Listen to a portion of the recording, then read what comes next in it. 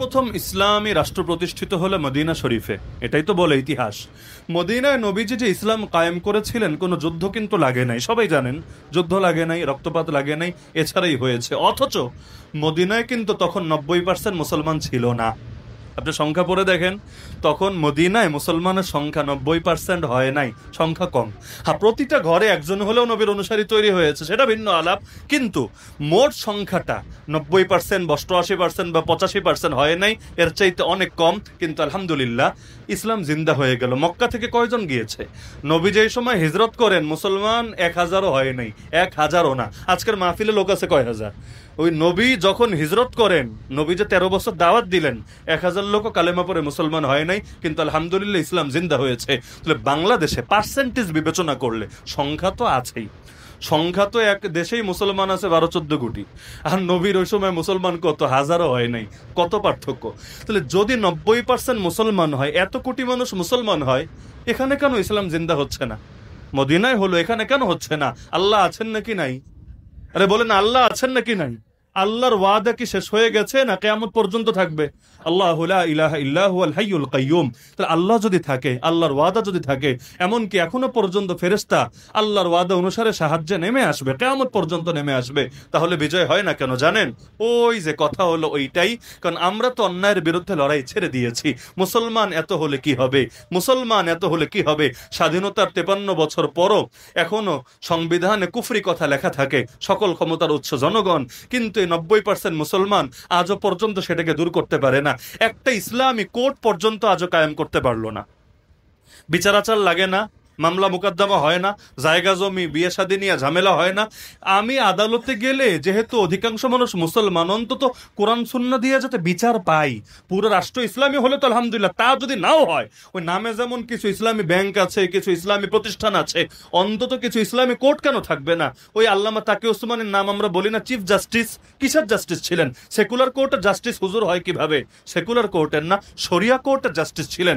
বাংলাদেশে শরিয়া কোর্টের দাবি আমরা কবে তুলেছি বলেন? কবে? অথচ দাবি তুললে সরকার দিতে বাধ্য ছিল, না দিলে গদি ছাড়া লাগতো। আমাদের মানসিকতা এমন, এখনো পর্যন্ত ব্লাসফেমি আইনি পাশ করতে পারলাম না, নবীরে গালি দিলে সর্বোচ্চ সাজা মৃত্যুদণ্ড, এইরকম একটা ধারা এখনো যুক্ত করতে পারলাম না। এখনো সংবিধানে কোরআন সুন্নাহ বিরোধী বা ধর্ম বিরোধী কোনো আইন বাস্তবায়ন হবে না, কার্যকর হবে না, এই জাতীয় কোনো বাক্য এখনো পর্যন্ত ঢুকাতে পারলাম না। ভাবতে পারেন সংখ্যার গর্ব দিয়ে কি হবে? আমি মনে করি এই বাংলাদেশেও সম্ভব, কোন রক্তপাত ছাড়াও এখানে বিপ্লব ঘটানো সম্ভব। কারণ এই পরিমাণ মানুষ মুসলমান আছে, কিন্তু ঝামেলা কোথায় জানেন? জনসমর্থন তো আছে, জনশক্তিতে পারি নাই এটাকে রূপান্তরিত করতে। কচু পাতার পানি দিয়ে কি হবে? বাতাস আসতে দেরি, ঝরতে দেরি না। মাহফিল লাখ লাখ লাখ লোক নারায়ে তাকবীর দিল, আল্লাহু আকবার স্লোগান দেওয়ার অভাব নেই, আসমান জমিন কেঁপে ওঠে। কিন্তু যখন ইসলামের উপর বাধা আসে, যখন ওই বক্তারে নিয়ে জেলে ভরে, কই যায় এই লাখ লাখ লোক? কই যায়? অথচ এরা খালি স্লোগান নিয়ে হাজির হলে পালাতে বাধ্য হবে, প্যান্ট ভিজাতে ভিজাতে পালাতে বাধ্য হবে। কিন্তু আমাদের হালত হলো এমন, আমরা সমর্থক হতে পেরেছি, আমরা জনশক্তি হতে পারি নাই। কিন্তু নবীর লোক কম ছিল, তো তারা খালি সমর্থন, জি হুজুর আসি রে ভাই আসি, খালি এদ্দুর ছিল না, বরঞ্চ তারা প্রত্যেকে জনশক্তি ছিল, মর্দে মুজাহিদ ছিল, কল্লা দেওয়ার জন্য রেডি ছিল, প্রয়োজনে কল্লা নেওয়ার জন্য রেডি ছিল।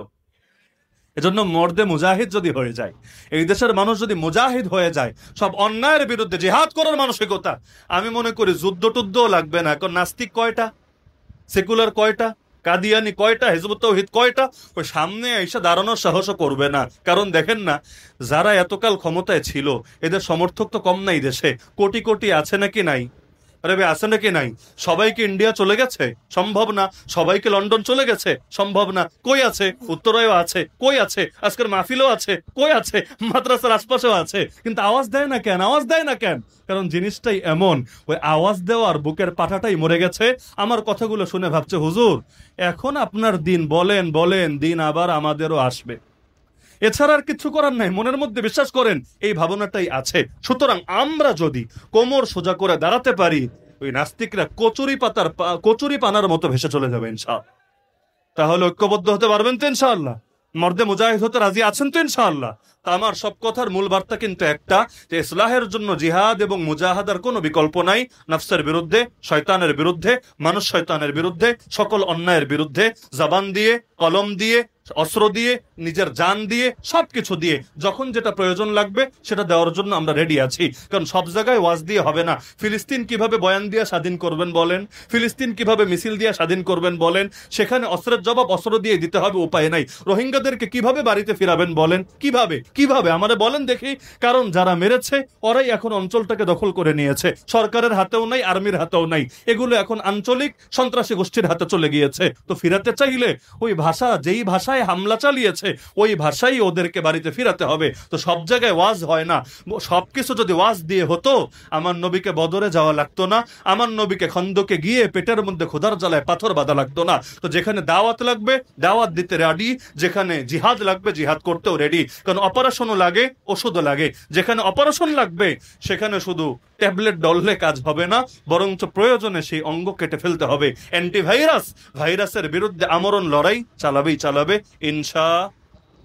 অনেক লম্বা করে ফেললাম, কারণ বিষয়টা এমন একটা বিষয় অতি অল্প সময়ে বললে অনেকের আবার একটু বদহজম হতে পারে। না খাইলে সমস্যা নাই, তো লাইন ডাইরেক্ট হয়ে গেলে বহুত প্যারা, বহুত ঝামেলা। এজন্য এই যে কথাগুলো বললাম, ভালো মতো না বোঝালে কি হবে জানেন? বলবে হুজুর আজকে কি জানি বয়ান দিছে, একটু অন্যরকম গন্ধ পাওয়া যাচ্ছে। কি অন্যরকম গন্ধ পাওয়া যাচ্ছে? না কোরআন সুন্নাহর ঘ্রাণ পাওয়া যাচ্ছে? যদি কোরআন সুন্নাহর ঘ্রাণ পাওয়া যায়, মনের মধ্যে কোনো চুলকানি রেখে লাভ নাই। আর কারো যদি কোনো কথায় কষ্ট লাগে, হ্যাঁ এটা ভাইবেন না আমি বলবো মাফ করে দিয়েন, দিলে কষ্ট রাখেন না। কারো যদি কোনো কথায় মনে কষ্ট লাগে, আল্লাহর ওয়াস্তে দিলে চিকিৎসা করায় নিয়েন, আর কষ্ট লাগবে না ইনশাআল্লাহ। কারণ কোরআন সুন্নাহর কথায় কারো দিলে কষ্ট লাগা এটা মুনাফিকি ছাড়া ভিন্ন কোনো কিছুর আলামত না। আল্লাহ তাআলা আমাদের সবাইকে কবুল করুন, এই মাদ্রাসাকে কবুল করুন, মাদ্রাসার যাবতীয় প্রয়োজন গায়বী খাজানা থেকে পূরণ করুন। বিশেষ করে যে ছাত্ররা আজকে সম্মান